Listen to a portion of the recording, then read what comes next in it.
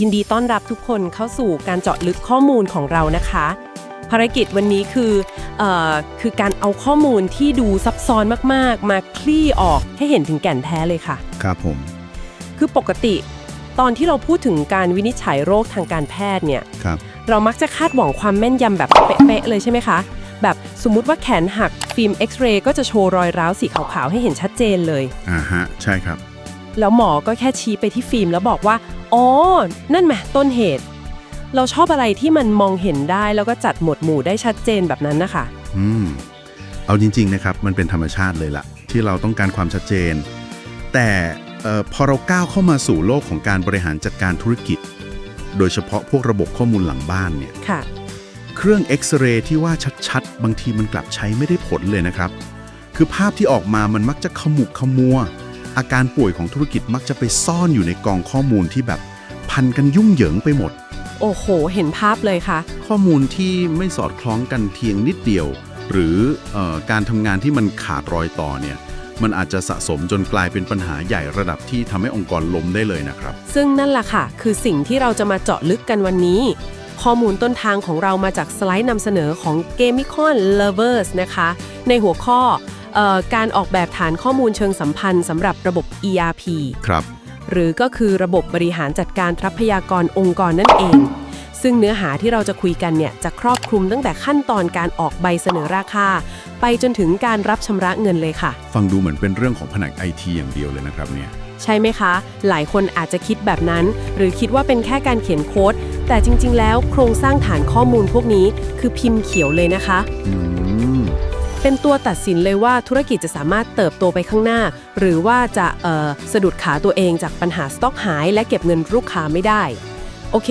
เรามาลองค่อยๆแกะเรื่องนี้กันดูเริ่มจากภาพรวมก่อนเลยค่ะได้เลยครับระบบนี้ถูกวางโครงสร้างพื้นฐานไว้เป็น3ชั้นหลักๆก็คือมี Master Tables Document Tables แล้วก็ Core Engine ค่ะคือการแบ่งโครงสร้างเป็น3ชั้นเนี้ยมันไม่ใช่แค่การจัดระเบียบไฟล์ให้ดูสวยงามเฉยๆนะครับแต่มันคือการสร้างความเป็นอิสระต่อกันของข้อมูลครับความเป็นอิสระต่อกันหมายความว่ายังไงคะลองนึกภาพว่าถ้าเราเอาข้อมูลทุกอย่างทั้งชื่อลูกค้าราคาสินค้าประวัติการซื้อตรรกะการคำนวณไปกองรวมกันอยู่ในตารางเดียวนะครับวันหนึ่งถ้าลูกค้าเปลี่ยนเบอร์โทรศัพท์เราอาจจะต้องไปนั่งตามแก้ข้อมูลในทุกๆใบสั่งซื้อที่เคยเกิดขึ้นในอดีตเลยโอ้โหฝันร้ายชัดๆเลยนะคะแบบนั้นใช่ครับมันเป็นฝันร้ายของการจัดการข้อมูลเลยแหละการแยกข้อมูลพื้นฐานหรือพวก Master Tables ออกมาต่างหากจึงเป็นรากฐานที่สำคัญที่สุดเลยครับอ๋อแปลว่าชั้น Master Tables มันก็เปรียบเสมือนแคตตาล็อกหรือพจนานุกรมของบริษัทใช่ไหมคะเป๊ะเลยครับความจริงเพียงหนึ่งเดียวของระบบอะไรแบบเนี้ยถูกต้องเลยครับและในชั้น Master Tables นี้เนี่ยข้อมูลต้นทางของแกมการ Lovers เขาเน้นย้ำถึงตารางหนึ่งที่น่าสนใจมากๆเลยนะครับคือตารางที่ชื่อว่า Document Running ครับซึ่งมันทำหน้าที่ควบคุมการสร้างเลขที่เอกสารแบบอัตโนมัติทั้งหมดโดยจะแยกตามประเภทเอกสารแล้วก็ตามปีงบประมาณด้วยครับเดี๋ยวนะคะแค่เรื่องการรันเลขเอกสารทำไมถึงต้องมีตารางแยกมาคุมโดยเฉพาะเลยล่ะคะเป็นคำถามที่ดีครับคือในเมื่อปกติพนักงานบัญชีเขาก็พิมพ์เลขที่เอกสารเรียงกันไปเรื่อยๆตามหน้ากระดาษอยู่แล้วใช่ไหมคะมันมีความจำเป็นอะไรที่ระบบต้องเข้ามาจัดการเรื่องนี้แบบเข้มงวดขนาดนั้นนี่คือจุดที่ความผิดพลาดของมนุษย์หรือว่า human error มักจะสร้างความเสียหายระดับมหาศาลเลยนะครับยังไงเหรอคะคือมนุษย์เราเกลียดการทำงานซ้ำซากจำเจใช่ไหมครับและเราก็มักจะพิมพ์พลาดเสมอลองจินตนาการถึงบริษัทที่มีเอกสารวันละหลายพันใบดูสิครับค่ะถ้าปล่อยให้พนักงานพิมพ์เลขที่เอกสารเองโอกาสที่จะเกิดการพิมพ์เลขซ้ำหรือแบบข้ามเลขบางตัวไปมันมีสูงมากเลยนะและในทางบัญชีนะครับการที่จู่ๆเลขใบแจ้งหนี้กระโดดข้ามจาก1001ไป1003โดยที่1002หายไปเนี่ยมันคือสัญญาณเตือนภัยเลยนะครับสัญญาณเตือนภัยเรื่องอะไรอะคะก็อาจจะทำให้สรรพากรเข้ามาตรวจสอบบริษัทคุณได้เลยไงครับเพราะเขาจะสงสัยว่าคุณแอบซ่อนรายได้หรือเปล่าใบที่1002หายไปไหนพอพูดถึงบริบทของสรรพากรนี่เห็นภาพความสยดสยองเลยค่ะ แปลว่าการมีตาราง document running มันคือการล็อกกลไกนี้ไว้เลยใช่ไหมคะ ใช่ครับ ระบบจะคอยจำว่าเลขล่าสุดคืออะไร พอมีคนขอสร้างเอกสารใหม่ ระบบจะดึงตัวอักษรนำหน้าหรือ prefix มาต่อด้วยปี ฮะ และเอาเลขล่าสุดมาบวก1คืนค่ากลับไปให้ทันที หมดสิทธิ์ที่พนักงานจะพิมพ์ผิดหรือพิมพ์ซ้ำเด็ดขาดเลยครับ โอเค ทีนี้เรามีแคตตาล็อกที่สมบูรณ์แบบแล้ว เรามีระบบรันเลขเอกสารที่เป๊ะแล้ว แต่มันก็ยังเป็นแค่ข้อมูลที่อยู่นิ่งๆเนาะคำถามคือเวลาเกิดการซื้อขายกันจริงๆในแต่ละวันล่ะคะระบบมันจัดการเรื่องนี้ยังไง โดยไม่ไปทำให้ข้อมูลหลักพวกนั้นพัง นั่นแหละครับ คือหน้าที่ของชั้นที่ 2 ที่เราเรียกว่า document tables หรือพวกตารางเอกสารธุรกรรมครับ โอเค ซึ่งเป็นชั้นที่มีการเคลื่อนไหวตลอดเวลาเลย และจุดที่ถือเป็นกฎเหล็กของการออกแบบในสไลด์ชุดนี้เลยก็คือ เอกสารธุรกรรมทุกประเภท จะต้องถูกออกแบบให้มีโครงสร้างแบบ header และ detail หรือก็คือส่วนหัวกับส่วนรายละเอียด ต้องแยกออกจากกันเสมอครับ แล้วตรงนี้แหละที่มันเริ่มน่าสนใจมากๆค่ะ คือตอนอ่านเนี่ยรู้สึกสะดุดมากที่สุดเลยทำไมเราถึงต้องทำชีวิตให้ยุ่งยากด้วยการหั่นเอกสารใบเดียวออกเป็น2ตารางด้วยล่ะคะ ครับ สมมุติว่าเปิดใบสั่งซื้อขึ้นมา1ใบ ข้อมูลลูกค้า วันที่ส่งของกับรายการสินค้าที่สั่ง มันก็อยู่บนกระดาษแผ่นเดียวกันนี่คะทำไมในฐานข้อมูลถึงไม่กวาดทุกอย่างรวมเป็นก้อนเดียวเป็นตารางเดียวไปเลย มันไม่ง่ายกว่าเวลาดึงข้อมูลมาดูหรอคะ ถ้ามองแค่การบันทึกข้อมูลแบบผ่านๆ มันอาจจะดูง่ายกว่าครับ แต่มันจะไม่ตอบโจทย์ความซับซ้อนในโลกธุรกิจจริงๆนะสิครับ ยังไงคะ สิ่งที่น่าทึ่งตรงนี้ก็คือการแยก header กับ detail เนี่ยแหละครับ ลองนึกถึงสถานการณ์นี้นะครับ ส่วน header จะเก็บข้อมูลภาพรวมที่ใช้ร่วมกันทั้งเอกสาร เช่นพวกเลขที่เอกสาร ลูกค้า วันที่อะไรพวกนี้ใช่ไหมคะ ถูกต้องครับ รวมไปถึงยอดรวมสุทธิด้วย ส่วน detail จะเก็บรายการสินค้าแต่ละบรรทัด ว่าสั่งสินค้า A กี่ชิ้น สินค้า B กี่ชิ้น อ๋อ สาเหตุที่เราต้องแยกมันออกจากกัน ก็เพื่อรองรับสิ่งที่หลีกเลี่ยงไม่ได้เลยในการทำธุรกิจ นั่นคือการส่งของบางส่วนหรือ partial delivery และการจ่ายเงินบางส่วนครับผม งั้นลองยกตัวอย่างให้เห็นภาพหน่อยค่ะ สมมุติว่าลูกค้าสั่งซื้อแล็ปท็อป10 เครื่อง ในใบสั่งซื้อเดียวกัน ซึ่งข้อมูลตรงนี้มันถูกหั่นแล้ว ครับ ส่วน header คือข้อมูลลูกค้าที่สั่ง ส่วนดีเทลบรรทัดที่ 1 คือแล็ปท็อป10 เครื่อง แล้วทีนี้ปรากฏว่าในสต็อกเรามีแล็ปท็อปพร้อมส่งแค่5 เครื่อง เราจะจัดการยังไงคะถ้าระบบมันแยกส่วนกันแบบนี้ การที่ระบบแยก header กับ detail ไว้เนี่ยทำให้เราสามารถดึงข้อมูลแค่บางส่วนจาก detail ไปทำงานต่อได้ครับ อ๋อ ในกรณีนี้ระบบจะเปิดใบส่งของใบใหม่ขึ้นมา โดยอ้างอิงจากใบสั่งซื้อเดิม แต่ในส่วนดีเทลของใบส่งของเนี่ยจะดึงจำนวนไปแค่5 เครื่องครับ แล้วใบสั่งซื้อใบเดิมจะเป็นยังไงล่ะคะ สิ่งที่เกิดขึ้นคือส่วน header ของใบสั่งซื้อหลัก จะยังคงเปิดสถานะค้างส่งเอาไว้ครับ เพื่อรอคอยการส่งของอีก5 เครื่องที่เหลือ เข้าใจแล้วค่ะ ถ้าเราเก็บทุกอย่างรวมเป็นก้อนเดียวในตารางเดียวนะ การจะมานั่งแยกแยะว่าส่งอะไรไปแล้วบ้างเหลืออะไรบ้าง มันจะกลายเป็นความยุ่งเหยิงที่ตามรอยได้ไม่เลยครับ น่าทึ่งมากค่ะ มันคือการออกแบบที่เผื่อความยืดหยุ่นในโลกความเป็นจริงไว้อย่างแยบยลสุดๆเลย ซึ่งพอพูดถึงการดึงข้อมูลไปออกใบส่งของ ข้อมูลของ Game Call Lover มีการเน้นย้ำเรื่องที่สำคัญมากๆอีกเรื่องหนึ่งคือสายโซ่เอกสาร ใช่ครับ reference chain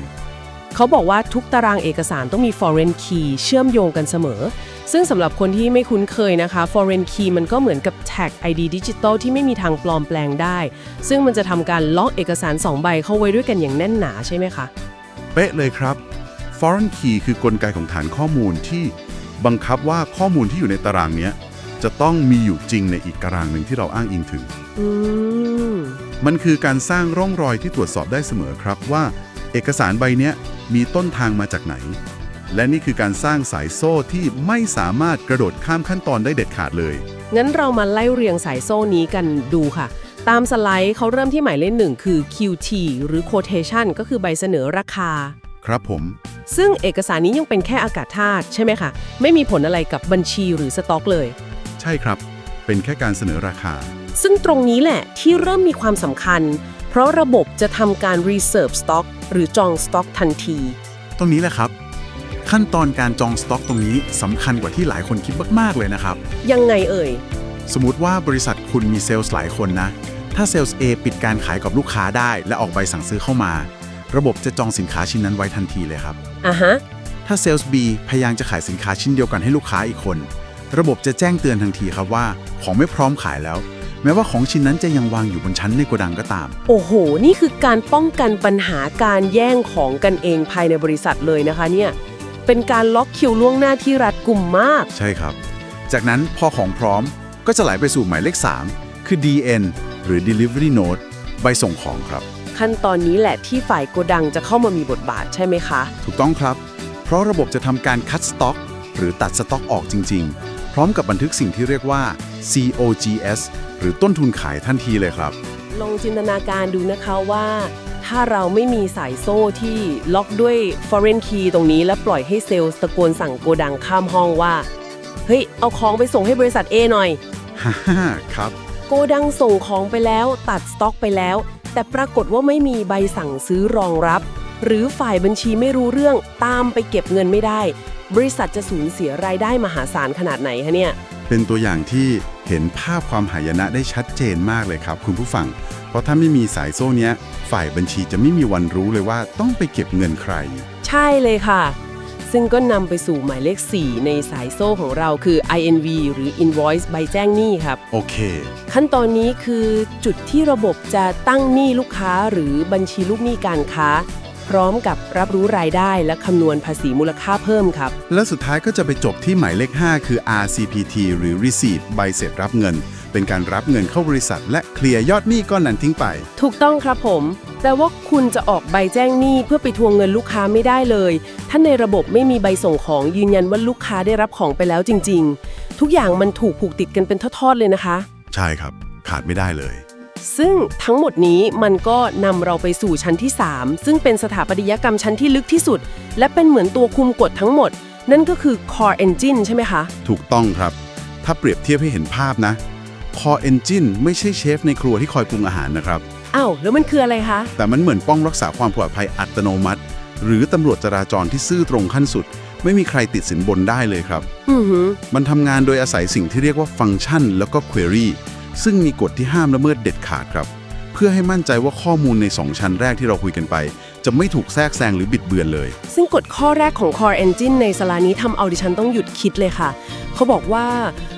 ห้ามเก็บค่ายอดหนี้คงค้างไว้ในตารางลูกค้าโดยตรง แต่ต้องใช้ Query คำนวณสดๆเสมอ ครับผม อธิบายคำว่า query สั้นๆ ให้ผู้ฟังนิดนึงนะคะ มันก็คือการที่เราส่งคำถามแบบ real time ไปถามฐานข้อมูล เพื่อให้มันบวกเลขให้เราดูเดี๋ยวนั้นเลยใช่ไหมคะ ใช่ครับ แต่ทำไมเราถึงห้ามเก็บตัวเลขนั้นไว้ล่ะคะ สมมติว่าเปิดหน้าโปรไฟล์ลูกค้าขึ้นมา เราก็ควรจะเห็นเลยสิว่าลูกค้าคนนี้ติดหนี้เราอยู่100,000ทำไมระบบต้องมานั่งบวกลบเลขใหม่ทุกครั้งที่เปิดดูด้วย นี่แหละครับ เป็นหลุมพรางที่นักพัฒนาระบบมือใหม่ตกกันเยอะมาก จริงเหรอคะ จริงครับ การเอาค่าที่เปลี่ยนแปลงตลอดเวลา อย่างยอดหนี้หรือยอดสต็อกที่พร้อมขายเนี่ยไปพิมพ์แปลกเป็นค่าตายตัวไว้ในตาราง มันเป็นความเสี่ยงด้านความถูกต้องของข้อมูลอย่างรุนแรงเลยนะครับ เสี่ยงยังไงคะ ลองนึกภาพว่าพนักงานบัญชี 2 คนกำลังทำเอกสารของลูกค้าคนเดียวกันในเวลาไล่เลี่ยกัน ค่ะ ถ้าระบบใช้วิธีอ่านค่าตายตัวและเขียนทับลงไป ข้อมูลมันอาจจะทับซ้อนกันจนยอดหนี้เพี้ยนไปเลยนะครับ อ๋อ สิ่งที่ Core Engine ทำคือการไม่อนุญาตให้ฝังตัวเลขนั้นไว้ครับ แต่เมื่อใดก็ตามที่คุณอยากรู้ยอดหนี้ ระบบจะวิ่งลงไปดึงยอดรวมจากใบแจ้งหนี้ทั้งหมด หักลบด้วยใบเสร็จรับเงินทั้งหมดที่เคยเกิดขึ้น อ่ะฮะ แล้วโชว์ตัวเลขที่แท้จริงณเสี้ยววินาทีนั้นให้คุณดูเลยครับ นี่ไง มันเชื่อมโยงกับเรื่องเครื่องเอ็กซเรย์ที่เราคุยกันตอนแรกเลยค่ะ การเก็บตัวเลขแบบตายตัวไว้ในโปรไฟล์ลูกค้า มันก็เหมือนการหยิบฟิล์มเอ็กซเรย์ของสัปดาห์ที่แล้วมาดู ใช่เลยครับ ซึ่งอาการป่วยมันอาจจะเปลี่ยนไปแล้ว แต่การใช้ Query คำนวณสดๆทุกครั้ง มันคือเครื่องเอ็กซเรย์แบบเรียลไทม์ที่ดึงความจริงจากต้นตอนณวินาทีนั้นจริงๆ ภาพมันเลยไม่มีทางขมุกขมัวเด็ดขาดเลย เป็นการเปรียบเทียบที่ตรงประเด็นมากครับ ความจริงในระบบ ERP เนี่ยต้องดึงมาจากธุรกรรมที่เกิดขึ้นจริงเสมอ ไม่ใช่ตัวเลขที่ถูกเขียนทิ้งไว้ครับ แต่พอพูดถึงความจริงที่ถูกบันทึกไว้ มันมีกฎอีกข้อใน Core Engine ที่ฟังดูตึงเครียดมากค่ะ กฎนั้นก็คือ ห้ามแก้ไขเอกสารหลังจากถูกโพสต์หรือโพสต์เข้าระบบไปแล้ว ครับ กฎเหล็กเลยครับ เดี๋ยวนะคะ ในโลกความเป็นจริงที่พนักงานต้องคีย์ข้อมูลรัวๆท่ามกลางความวุ่นวาย สมมุติว่าพนักงานพิมพ์ใบแจ้งหนี้ผิด พิมพ์เลข0เกินมาตัวหนึ่งแล้วมือลั่นกดโพสต์เข้าระบบไปแล้ว ครับ แปลว่าระบบห้ามกลับไปแก้ไขให้ถูกต้องเลยเหรอคะ การล็อกระบบจนขยับตัวไม่ได้แบบนี้ มันไม่ทำให้ชีวิตคนทำงานลำบากเกินไปหรอคะ เป็นคำถามที่เป็นตัวแทนของฝั่งปฏิบัติการเลยครับเนี่ย เรื่องนี้นำไปสู่คำถามที่สำคัญมากเลยว่า ในมุมมองของระบบระดับองค์กร เราต้องชั่งน้ำหนักระหว่างความสะดวกสบาย กับความโปร่งใสและตรวจสอบได้ครับ การห้ามแก้ไขข้อมูลที่ถูกบันทึกลงบัญชีไปแล้วเนี่ย เป็นเรื่องของ transaction safety แล้วก็ audit หรือการตรวจสอบย้อนหลังครับ ค่ะ ลองคิดดูสิครับว่า ถ้าเราอนุญาตให้พนักงานลบหรือเข้าไปแก้ตัวเลขในใบแจ้งหนี้ได้ตามใจชอบ โดยไม่มีร่องรอยทิ้งไว้เลย องค์กรจะรู้ได้อย่างไรว่า นั่นถือการแก้เพราะพิมพ์ผิดจริงๆ หรือว่าเป็นการแอบตกแต่งบัญชี เพื่อทุจริตเงินบริษัท ฟังดูมีเหตุผลมากๆค่ะ แต่ถ้ามันพิมพ์ผิดจริงๆล่ะคะ ในเมื่อห้ามกลับไปลบหรือแก้เอกสารเดิม แล้วพนักงานจะเอาขยะที่ทำหกไว้ตรงนี้ไปทิ้งยังไงอะคะ นี่คือที่มาของเอกสารหมายเลข 6 ในระบบครับ ที่ถูกออกแบบมาเพื่อแก้ปัญหานี้โดยเฉพาะเลย นั่นคือ CN หรือ Credit Note ใบลดหนี้ครับ อ๋อ ใบลดหนี้นี่เอง ใช่ครับ หากเกิดข้อผิดพลาด วิธีที่ถูกต้องตามมาตรฐานบัญชีคือ ห้ามสุขขยะไว้ใต้พรมครับ ห้ามสุขขยะไว้ใต้พรม ถูกต้องครับ แต่ให้คุณออกเอกสารใบใหม่ เพื่อไปล้างหรือปรับปรุงยอดของเอกสารเดิมที่ผิดพลาดครับ ถ้ายอดผิด เราก็เปิดเครดิตโน้ตอ้างอิงเอกสารเดิม แล้วระบบมันจะจัดการยังไงต่อคะ ระบบ Core Engine ก็จะทำการคำนวณย้อนกลับให้อัตโนมัติเลยครับ มันจะดึงสต็อกกลับเข้ามา ลดรายได้ลง แล้วก็ลดยอดหนี้ลูกค้าลง ทุกอย่างจะมีร่องรอยประทับเวลาไว้อย่างชัดเจนเลยครับว่า เกิดข้อผิดพลาดขึ้นเมื่อไหร่ ใครเป็นคนทำ และเราแก้ปัญหานั้นด้วยวิธีไหน เข้าใจอย่างถ่องแท้เลยค่ะ มันไม่ใช่การห้ามทำผิด แต่มันบังคับให้ทุกความผิดพลาดต้องถูกบันทึกไว้เป็นบทเรียนและตรวจสอบได้ใช่ไหมคะ ใช่เลยครับ ซึ่งนอกเหนือจากฟังก์ชันพวกนี้แล้วนะคะ ข้อมูลของ Gam Conlever ยังพูดถึงการทำงานอัตโนมัติใน Core Engine ที่ช่วยปกป้องธุรกิจด้วย ครับผม อย่างการตรวจสอบวงเงินเครดิตอัตโนมัติ คือก่อนจะอนุมัติใบสั่งซื้อใบใหม่ ระบบจะใช้เควรีคำนวณสดๆเลยว่า ยอดหนี้คงค้างปัจจุบัน บวกกับมูลค่าออเดอร์ใหม่เนี่ย ถ้ารวมกันแล้วมันทะลุวงเงินเครดิตที่ตั้งไว้ ระบบจะบล็อกการอนุมัติทันทีเลย โอ้โห อันนี้เด็ดขาดมากครับ ใช่ค่ะ ซึ่งมันตัดปัญหาเรื่องเซลล์แอบปล่อยของให้ลูกค้าประจำที่ค้างจ่ายมานาน โดยใช้ความเกรงใจส่วนตัวมาอ้างได้เลย เพราะตำรวจจราจรคนนี้ไม่มีหัวใจค่ะ มีแต่ตรรกะล้วน ฮ่าฮ่าถูกต้องครับ มันคือการลดความเสี่ยงเรื่องหนี้ศูนย์ที่ต้นทางเลยนะครับ ให้ระบบและฐานข้อมูลเนี่ยเป็นผู้รับบทผู้ร้ายแทนพนักงาน ซึ่งมันดีต่อสุขภาพทางการเงินของบริษัทในระยะยาวมากๆครับ ๆ สรุปแล้วทั้งหมดนี้มันแปลว่าอะไรกันแน่คะ จากที่เราค่อยๆ แกะข้อมูลสไลด์นำเสนอของ Gam Conlever มาตั้งแต่ชั้น Master Table ลงมาที่ Document Table จนถึง Core Engine ครับผม เราจะเห็นเลยนะคะว่าการออกแบบฐานข้อมูลเชิงสัมพันธ์สำหรับระบบ ERP มันไม่ได้เป็นแค่การเรียนรู้เรื่องโคดดิ้งแต่มันคือการสร้างสถาปัตยกรรมทางธุรกิจเลยค่ะ ที่กำร่มปกป้ององค์กรจากความผิดพลาด สร้างสายโซ่แห่งความโปร่งใส และปิดช่องโหว่จากความพลั้งเผลอหรือเจตนาที่ไม่ดีของมนุษย์ให้เหลือน้อยที่สุดค่ะ ใช่เลยครับ และถ้าเราลองเชื่อมโยงเรื่องนี้เข้ากับภาพใหญ่นะครับ แนวคิดเรื่องการดึงความจริงจากต้นต่อ ไม่ยึดติดกับข้อมูลที่หยุดนิ่ง หรือการห้ามซุกซ่อนความผิดพลาด แต่ต้องสร้างร่องรอยเพื่อแก้ไขมันอย่างถูกต้องเนี่ย ค่ะ ปรัชญาเหล่านี้สามารถนำไปใช้กับการออกแบบระบบงาน กระบวนการทำงานหรือแม้แต่การจัดการชีวิตประจำวันของเราได้เลยนะครับ การมีระบบที่ซื่อสัตย์ต่อความเป็นจริง คือรากฐานของความยั่งยืนที่แท้จริงครับ กลับไปที่ภาพของเครื่องเอ็กซเรย์ที่เราคุยกันตอนต้นนะคะ ระบบ ERP ที่ออกแบบมาอย่างถูกต้อง มีกลไกการคำนวณที่สดใหม่ และมีสายโซ่เอกสารที่ล็อกแน่นหนา จะช่วยเปลี่ยนภาพที่ขมุกขมัวและยุ่งเหยิงของธุรกิจ ให้กลับมาเป็นภาพฟิล์มเอ็กซเรย์ที่คมชัดแบบเรียลไทม์เลยค่ะ เราจะรู้ได้ทันทีว่าปัญหาอยู่ตรงไหน สต็อกหายไปที่ขั้นตอนใด หรือทำไมเงินสดถึงไม่เข้าบริษัท แต่ทั้งหมดทั้งมวลนี้ก็นำมาซึ่งข้อคิดหนึ่งที่น่าสนใจมากค่ะ อะไรหรอครับ ถ้าระบบ ERP ถูกออกแบบมาให้รัดกุมจนแทบจะปิดกั้นความยืดหยุ่นของมนุษย์โดยสิ้นเชิง เพื่อแลกกับความถูกต้อง 100% แล้วจุดสมดุลระหว่างระบบที่สมบูรณ์แบบที่ห้ามแหกกฎเด็ดขาด กับความยืดหยุ่นที่ธุรกิจในโลกความเป็นจริงมักจะเรียกร้องในยามฉุกเฉิน มันควรจะอยู่ตรงไหน เป็นคำถามที่น่าคิดมากเลยนะครับ นี่อาจจะเป็นคำถามที่ทุกคนต้องนำไปขบคิดต่อนะคะ ในวันที่ต้องสร้างหรือบริหารระบบงานในองค์กรของตัวเองค่ะสำหรับวันนี้ขอบคุณทุกคนที่ติดตามการเจาะลึกข้อมูลของเรานะคะแล้วพบกันใหม่ค่ะ